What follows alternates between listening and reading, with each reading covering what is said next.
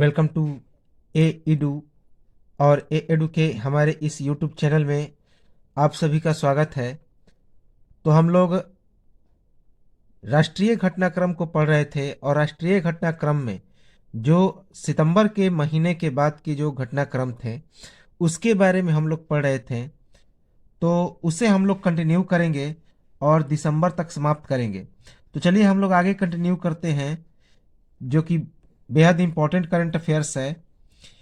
NHAI ने लगाए 2.23 करोड़ पौधे। तो NHAI अर्थात जो भारत की राष्ट्रीय राजमार्ग प्राधिकरण है, उसने 2.23 करोड़ पौधे लगाए। याद रखेंगे, 2 करोड़ 23 लाख पौधे। इसका मुख्य उद्देश्य क्या था? तो इसका मुख्य उद्देश्य था पारिस्थितिक नुकसान की भरपाई करना। जो पारिस्थितिक नुकसान हो गई है उसकी भरपाई करने के लिए NHAI अर्थात भारतीय राष्ट्रीय राजमार्ग प्राधिकरण ने क्या किया? तो 2 करोड़ 23 लाख पौधे लगाए, 2.23 करोड़ पौधे लगाए। इनका मुख्य उद्देश्य था पारिस्थितिक नुकसान की भरपाई करना। इसकी घोषणा किसने की? तो इसकी घोषणा केंद्रीय सड़क परिवहन और राजमार्ग मंत्री नितिन गडकरी ने की। तो इसकी घोषणा किसने की? तो केंद्रीय सड़क परिवहन और राजमार्ग मंत्री नितिन गडकरी ने की।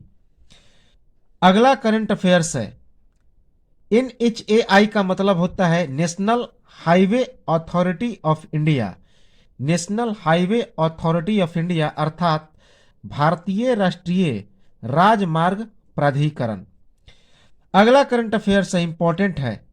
इस जीन ओमिक्रॉन कोविड-19 वेरिएंट की उपस्थिति की पुष्टि करेगा। तो जो इस जीन है ओमिक्रॉन कोविड-19 वेरिएंट की उपस्थिति की पुष्टि करेगा। इस जीन क्या है? तो जीनोम सीक्वेंसिंग का एक तरीका है। इस जीनोम सीक्वेंसिंग का एक तरीका है जिसके आधार पर कोविड-19 का जो एक नया वेरिएंट है ओमिक्रॉन, तो उसकी उपस्थिति की जांच किया जाएगा। किसके द्वारा? इस जीन के द्वारा, जो कि जीनोम सीक्वेंसिंग का एक तरीका है। अगला इंपॉर्टेंट करंट अफेयर्स है, वेरी वेरी इंपॉर्टेंट। NHAI ने रखा गोरखपुर सिल्लीगुड़ी एक्सप्रेसवे का प्रस्ताव। तो NHAI ने गोरखपुर से लेकर सिल्लीगुड़ी तक के एक्सप्रेसवे का प्रस्ताव रखा। NHAI अर्थात national highway authority of India भारतीय राष्ट्रीय राजमार्ग प्राधिकरण ने गोरखपुर सिल्लीगुड़ी एक्सप्रेसवे का प्रस्ताव रखा। याद रखेंगे, गोरखपुर सिल्लीगुड़ी। यह कहां से गुजरेगा? तो यह गोरखपुर से लेकर सिल्लीगुड़ी तक जाएगा, जिसमें बिहार के 10 जिले शामिल होंगे। तो कहां से शुरुआत होगी? गोरखपुर। उसके बाद बिहार में एंट्री करेगा, तो उत्तर प्रदेश के गोरखपुर से इसकी शुरुआत होगी। उसके बाद बिहार में यह एंटर करेगा। कहां? गोपालगंज, सिवान, छपरा, मुजफ्फरपुर, सीतामढ़ी, मधुबनी, सुपौल, सहरसा, पूर्णिया और किशनगंज। तो इतने 10 जिले बिहार को पार करेगा और उसके बाद पश्चिम बंगाल के सिलीगुड़ी जिले में पहुंच जाएगा। तो बिहार के 10 जिलों को पार करता हुआ यह गोरखपुर से लेकर सिल्लीगुड़ी पहुंचेगा। कौन कौन से जिले? तो गोरखपुर, गोपालगंज, सिवान, छपरा, मुजफ्फरपुर, सीतामढ़ी, मधुबनी, सुपौल, सहरसा, पूर्णिया, किशनगंज और उसके बाद पश्चिम बंगाल के सिलीगुड़ी में। बिहार में इस एक्सप्रेसवे की लंबाई कितनी होगी? तो 450 किलोमीटर। याद रखेंगे कि बिहार के ये 10 जिले को पार करके गुजरेगा और इन 10 जिलों में इसकी जो कुल लंबाई होगी वह 450 किलोमीटर होगी। और इसके लिए कुल अनुमानित लागत कितनी निर्धारित की गई? तो कुल अनुमानित लागत बताया गया 6,000 करोड़ रुपए। तो इसके लिए कुल 6,000 करोड़ रुपए की अनुमानित लागत निर्धारित की गई। यह भारतमाला प्रोजेक्ट का एक हिस्सा है। याद रखेंगे, भारतमाला प्रोजेक्ट तो यह पूछा जाता है कि भारतमाला प्रोजेक्ट जो है, भारतमाला जो प्रोजेक्ट है यह किसका अंतर्गत का हिस्सा है? तो सड़क निर्माण का। तो इसी प्रोजेक्ट का हिस्सा है कौन? गोरखपुर सिलीगुड़ी एक्सप्रेसवे, जिसका प्रस्ताव रखा NHAI ने। अगला इंपॉर्टेंट करंट अफेयर्स है, वेरी वेरी इंपॉर्टेंट। दुनिया में अंगदान और प्रत्यारोपण के मामले में भारत प्रमुख 3 देशों में हुआ शामिल। तो दुनिया में अंगदान और प्रत्यारोपण के मामले में भारत प्रमुख 3 देशों में शामिल हुआ। इसकी घोषणा किसने की? तो इसकी घोषणा केंद्रीय परिवार कल्याण और स्वास्थ्य मंत्री मनसुख मंडाविया ने की। तो केंद्रीय स्वास्थ्य मंत्री और परिवार कल्याण मंत्री मनसुख मंडाविया ने इसकी घोषणा की। 2021 में भारत में किए गए अंग प्रत्यारोपण की संख्या कितनी हो गई? तो 12,746। याद रखेंगे कि वर्ष 2021 में भारत में 12,746 अंग प्रत्यारोपण किया गया। याद रखेंगे। भारत का स्थान तीसरा रहा। तो दुनिया में अमेरिका जो है अंग प्रत्यारोपण के मामले में प्रथम स्थान पर है। उसके बाद चाइना का स्थान है और उसके बाद भारत का स्थान आता है। तो 2021 में भारत अमेरिका और चीन के बाद अंग प्रत्यारोपण के मामले में तीसरा स्थान हासिल किया। याद रखेंगे। मनसुख मंडाविया ने यह बात 28 नवंबर को 12वें भारतीय अंगदान दिवस के अवसर पर कहा। तो भारत जो है दुनिया में तीसरे नंबर पर अंगदान और प्रत्यारोपण के मामले में अपना स्थान पा लिया। तो इसके बारे में मनसुख मंडाविया ने 28 नवंबर को भारतीय अंगदान दिवस के अवसर पर यह बात कहा। अंगदान दिवस की शुरुआत कब से हुई? तो वर्ष 2010 से, जिसका मुख्य उद्देश्य है कि अंगदान को प्रोत्साहित करना। तो अंगदान दिवस वर्ष 2010 से शुरुआत की गई। अगला important current affairs, very very important, जहां से प्रश्न आने की संभावनाएं प्रबल है। तो वर्ष 2021 में वीरता पुरस्कार दिया गया। कहां पे? नई दिल्ली में। तो वर्ष 2021 में वीरता पुरस्कार दिया गया। कई क्षेत्रों में वीरता पुरस्कार दिया गया। कहां पे? नई दिल्ली में। किसके द्वारा दिया गया? तो भारत के राष्ट्रपति रामनाथ कोविंद के द्वारा वीरता पुरस्कार 2021 कहां पे दिया गया? तो नई दिल्ली में। इसमें वीर चक्र किसे दिया गया? तो वीर चक्र भारतीय सेना में ग्रुप कैप्टन अभिनंदन वर्धमान को दिया गया। तो भारतीय सेना में ग्रुप कैप्टन अभिनंदन वर्धमान को वीर चक्र का पुरस्कार दिया गया। अभिनंदन वर्धमान ने बालाकोट एयर स्ट्राइक के बाद पाकिस्तानी लड़ाकू विमान F-16 को मार गिराया था। उस समय अभिनंदन वर्धमान विंग कमांडर थे। याद रखेंगे कि 2019 में ये अभिनंदन वर्धमान विंग कमांडर थे और उन्होंने बालाकोट एयर स्ट्राइक के बाद पाकिस्तानी लड़ाकू विमान F-16 को मार गिराया था। उस समय ये अभिनंदन वर्धमान विंग कमांडर थे और काफी ये चर्चित व्यक्ति थे। याद रखेंगे। और पाकिस्तानी सेनाओं के द्वारा इनको बंधक भी बना लिया गया था। तो इन्हें वीर चक्र का पुरस्कार मिला। वीर चक्र 2021 का पुरस्कार। यह जो वीरता पुरस्कार दिया गया, कब दिया गया? तो 22 नवंबर 2021 को भारत के राष्ट्रपति रामनाथ कोविंद के द्वारा।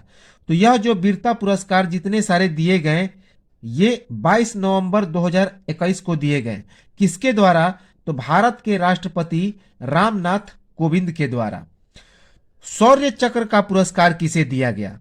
तो शौर्य चक्र का पुरस्कार शहीद मेजर विभूति शंकर ढौंडियाल को दिया गया मरणोपरांत। तो शौर्य चक्र का पुरस्कार शहीद मेजर विभूति शंकर ढौंडियाल को दिया गया। पुलवामा में 5 आतंकवादियों को इन्होंने मार गिराया था। कब? 2019 में। और उसके बाद ये शहीद हो गए थे। तो वर्ष 2019 में पुलवामा में 5 आतंकवादियों को विभूति शंकर ढौंडियाल ने मार गिराया था और उसके बाद ये शहीद हो गए थे। कब? जब वर्ष 2019 में पुलवामा पर अटैक हुआ था। ये मेजर थे। तो शहीद मेजर विभूति शंकर ढौंडियाल को क्या दिया गया? तो वर्ष 2021 का शौर्य चक्र का पुरस्कार दिया गया। ये पुलवामा 2019 में पुलवामा में हुए 5 आतंकवादियों को क्या किया? तो मार गिराया था। शौर्य चक्र का पुरस्कार सूबेदार सोमवीर को भी दिया गया मरणोपरांत। तो शौर्य चक्र का पुरस्कार 2 व्यक्तियों को दिया गया। एक तो शहीद मेजर विभूति शंकर ढौंडियाल को, जो 2019 में पुलवामा में हुए आतंकवादी हमले में 5 आतंकवादियों को मार गिराया था, और दूसरा सूबेदार सोमवीर को। इनको भी मरणोपरांत यह पुरस्कार दिया गया। कीर्ति चक्र का पुरस्कार किसे मिला? तो कीर्ति चक्र का पुरस्कार प्रकाश जाधव को मिला मरणोपरांत। तो मरणोपरांत प्रकाश जाधव को कीर्ति चक्र का पुरस्कार मिला। जम्मू कश्मीर में आतंकवादियों का हमला इन्होंने बेअसर कर दिया था। तो प्रकाश जाधव ने जम्मू कश्मीर में आतंकवादियों के हमले को बेअसर कर दिया था। तो इसी कारण प्रकाश जाधव को मरणोपरांत कीर्ति चक्र का पुरस्कार मिला।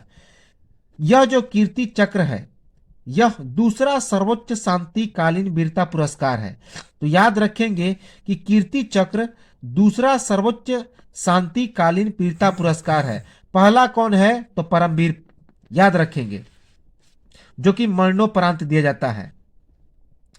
अगला इंपॉर्टेंट करंट अफेयर्स है, वेरी वेरी इंपॉर्टेंट। राष्ट्रीय लॉजिस्टिक प्रदर्शन सूचकांक 2021 जारी किया गया। तो राष्ट्रीय लॉजिस्टिक प्रदर्शन सूचकांक 2021 जारी किया गया। यह सूचकांक अर्थात इंडेक्स किसके द्वारा जारी किया गया? नेशनल लॉजिस्टिक इंडेक्स 2021 किसके द्वारा जारी हुआ? तो वाणिज्य मंत्रालय के द्वारा। इंपॉर्टेंट है कि राष्ट्रीय लॉजिस्टिक प्रदर्शन सूचकांक 2021 किसके द्वारा जारी किया गया? तो वाणिज्य मंत्रालय के द्वारा।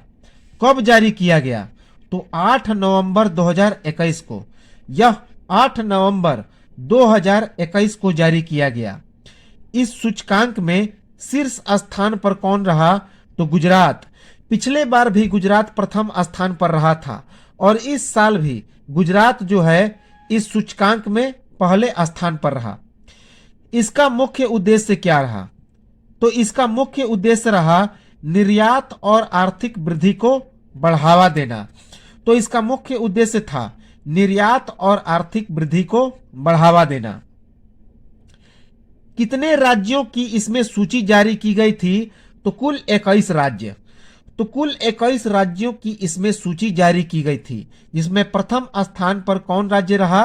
तो गुजरात। किस रिपोर्ट के द्वारा इसे जारी किया गया? तो लीड्स के द्वारा इसे जारी किया गया, अर्थात logistics is across different states. तो इसे लीड्स नामक एक रिपोर्ट के द्वारा जारी किया गया। लीड्स अर्थात logistics is across different states. पूर्वोत्तर राज्यों और हिमालय के क्षेत्रों में प्रथम स्थान पर किसे प्राप्त हुआ? तो जम्मू कश्मीर को। तो पूर्वोत्तर राज्यों और हिमालय क्षेत्रों में प्रथम स्थान जम्मू कश्मीर को प्राप्त हुआ। जबकि केंद्र शासित प्रदेशों में प्रथम स्थान पर कौन रहा? दिल्ली। तो केंद्र शासित प्रदेशों में प्रथम स्थान दिल्ली को प्राप्त हुआ। और बिहार के एग्जाम के लिए सबसे इंपॉर्टेंट कि इसमें बिहार का स्थान कौन सा रहा? तो 19वां। बिहार का स्थान 19वां रहा। याद रखेंगे, इंपॉर्टेंट है कि राष्ट्रीय लॉजिस्टिक प्रदर्शन सूचकांक 2021 में बिहार 19वें स्थान पर रहा। यह जो सूचकांक रहा 21 संकेतकों पर आधारित रहा। इसमें 21 संकेतक क्या किए गए? तो शामिल किए गए। यह सूचकांक 21 संकेतकों पर आधारित रहा। याद रखेंगे, इंपॉर्टेंट है। अगला इंपॉर्टेंट करंट अफेयर्स है, 2020 का G20 शिखर सम्मेलन किया गया। तो G20 शिखर सम्मेलन अर्थात जो समिट है 2021 शुरू किया गया, जारी किया गया। अर्थात यह जो 2021 का G20 शिखर सम्मेलन हुआ, यह वास्तव में 2020 का ही था, लेकिन कोविड-19 के कारण इसे 2021 में प्रस्तावित कर दिया गया और यह इटली में होने वाला था और 2021 में यह इटली में ही संपन्न हुआ। तो G20 शिखर सम्मेलन संपन्न हुआ 2021 का। आयोजन कहां पे किया गया? तो इटली की राजधानी रोम में। तो सबसे बड़ा जो यहां पे फैक्ट निकल कर आता है कि वर्ष 2020 या फिर 2021 का जो G20 शिखर सम्मेलन था वह कहां पे संपन्न हुआ? तो इटली की राजधानी रोम में। यह कौन सा संस्करण था? तो 16वां संस्करण था। तो यह G20 का 16वां संस्करण था। इस सम्मेलन की अध्यक्षता किसने की? तो इटली के प्रधानमंत्री मारियो ड्रैगी ने। तो इस सम्मेलन की अध्यक्षता इटली के प्रधानमंत्री मारियो ड्रैगी ने की। यह समिट अर्थात सम्मेलन कब तक चला? तो 30 से 31 अक्टूबर 2021 तक। यह जो G20 का सम्मेलन चला, यह 30 से लेकर 31 अक्टूबर 2021 तक चला। इसमें किन किन मुद्दों पर चर्चा हुई? तो सबसे जो प्रमुख मुद्दा था वह कोरोना वायरस का था, कोविड-19 का मुद्दा था। याद रखेंगे, यह इस ग्रुप की 8वीं मीटिंग थी। तो यह जो G20 की मीटिंग थी, इस ग्रुप की 8वीं मीटिंग थी। याद रखेंगे, इंपॉर्टेंट है। इस साल का विषय क्या था? तो बहुत इंपॉर्टेंट है। इस G20 के इस साल का जो मीटिंग हुआ उसका विषय क्या रहा? तो पीपुल, प्लैनेट और प्रोस्पेरिटी। पीपुल, प्लैनेट और प्रोस्पेरिटी। याद रखेंगे, पीपुल, प्लैनेट और प्रोस्पेरिटी जो इस साल का थीम रहा G20 के सम्मेलन का। पीपुल, प्लैनेट और प्रोस्पेरिटी। कोरोना काल के बाद G20 का यह पहला समिट था। तो कोरोना काल के बाद यह G20 का क्या था? तो पहला सम्मेलन था। G20 में भाग लेने के लिए भारत के प्रधानमंत्री नरेंद्र मोदी 29 से लेकर 31 अक्टूबर तक कहां पे रहे? तो इटली में रहे। तो G20 में भाग लेने के लिए भारत के प्रधानमंत्री कहां पे रहे? तो 29 से 31 अक्टूबर तक इटली में रहे थे। याद रखेंगे, इंपॉर्टेंट है। अगला इंपॉर्टेंट करंट अफेयर्स है। 18वां आसियान भारत शिखर सम्मेलन संपन्न हुआ। तो याद रखेंगे, 18वां आसियान भारत शिखर सम्मेलन संपन्न हुआ। 18वां आसियान भारत शिखर सम्मेलन संपन्न हुआ। तो पहला फैक्ट तो यहीं पे निकल आया कि यह जो आसियान का सम्मेलन हुआ, यह कौन सा संस्करण था? तो यह 18वां संस्करण था। कब संपन्न हुआ? तो 28 अक्टूबर 2021 को। यह जो आसियान भारत शिखर सम्मेलन था, इसका संपन्न कब हुआ? तो 28 अक्टूबर 2021 को। भारत के प्रधानमंत्री नरेंद्र मोदी ने कहा कि 2022 में हमारी साझेदारी 30 साल पूरे कर लेगी। तो भारत के प्रधानमंत्री नरेंद्र मोदी ने कहा आसियान देशों को कि 2022 में यह जो हमारी साझेदारी है वह कितने साल पूरा कर लेगी? तो 30 साल पूरा कर लेगी। आसियान अर्थात दक्षिण पूर्व एशियाई राष्ट्रों का यह एक संगठन है। दक्षिण पूर्व एशियाई राष्ट्रों का क्या है? तो यह संगठन है। याद रखेंगे, South East Asian National Organisation. 2022 में भारत और आसियान की इस उपलब्धि को आसियान भारत मित्रता वर्ष के रूप में मनाया गया। तो वेरी वेरी इंपॉर्टेंट है कि 2022 में भारत और आसियान की इस उपलब्धि को आसियान भारत मित्रता वर्ष के रूप में मनाया गया। अब हम लोग आसियान के बारे में कुछ फैक्ट देखें। तो इस आसियान की स्थापना कहां पे हुई? तो बैंकॉक, जो कि थाईलैंड की राजधानी है, थाईलैंड की राजधानी बैंकॉक में हुई और यही इसकी मुख्यालय है। याद रखेंगे।